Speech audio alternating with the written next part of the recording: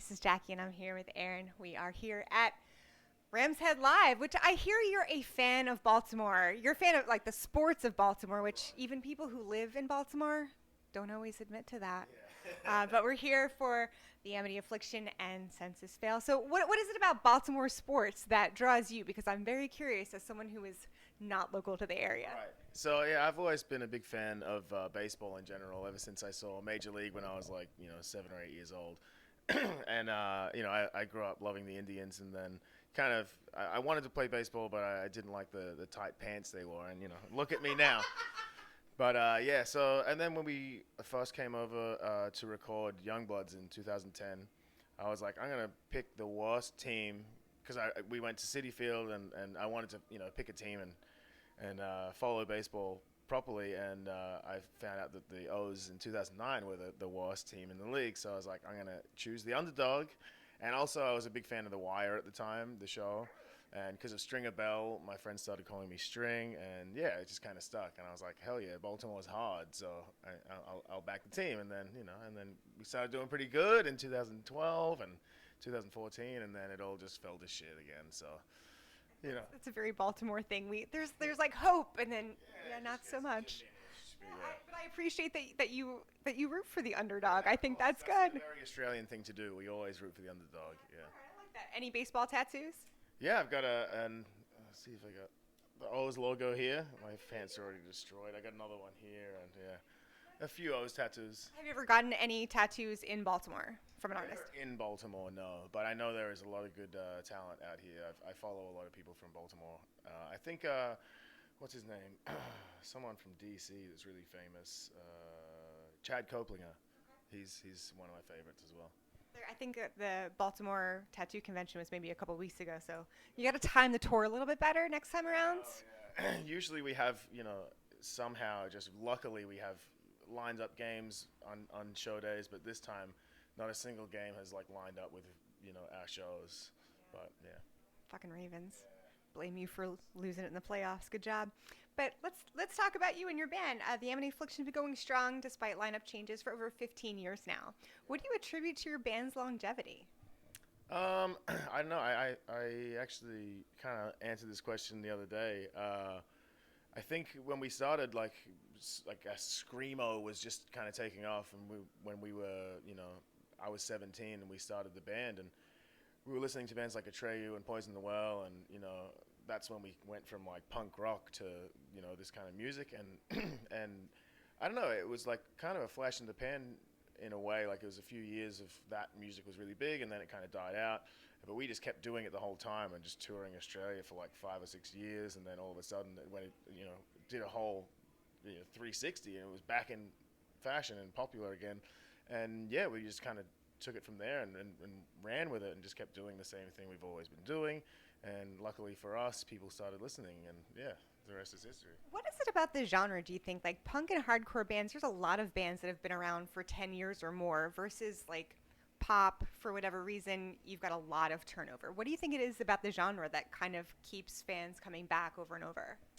I guess, the message definitely, like Joel's lyrics are a huge part of our success, and I think, people being able to relate to lyrics is a huge thing in music. Like for me, I've never really been a huge fan of lyrics. Like I appreciate good lyrics, but for me, it's all about the music. And I think when you combine those two together and just write songs that you feel passionate about, write songs that you want to hear, and then couple them with meaningful lyrics, and you have a really meaningful song. And I think this genre of music is, very passionate, and just kind of pour your heart out, let your aggression out, all that sort of stuff. The heavier the music, the more powerful it is, kind of thing. And the sadder it is, or whatever. But yeah, I think it's just a passionate genre of music. I would agree with that. And your new music, Misery, came out over the summer. How is it different from Severed Ties?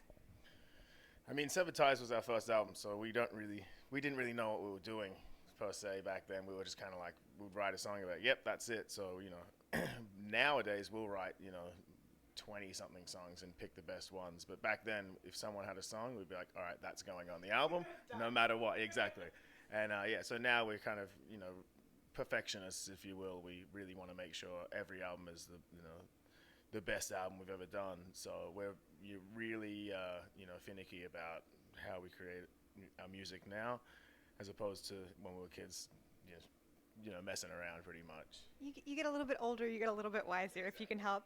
Why was it so important to change things up and attack the songwriting and the music this time around in a different way? And how do you notice it has helped for this time? I think, yeah, for us, we kind of got a lot of criticism for the last few albums being the same.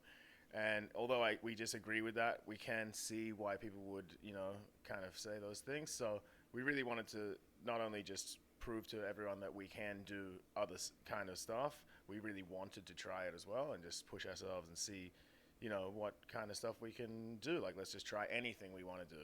And I think that definitely shows in the new album. And we wanted every song to sound different, like as different as possible.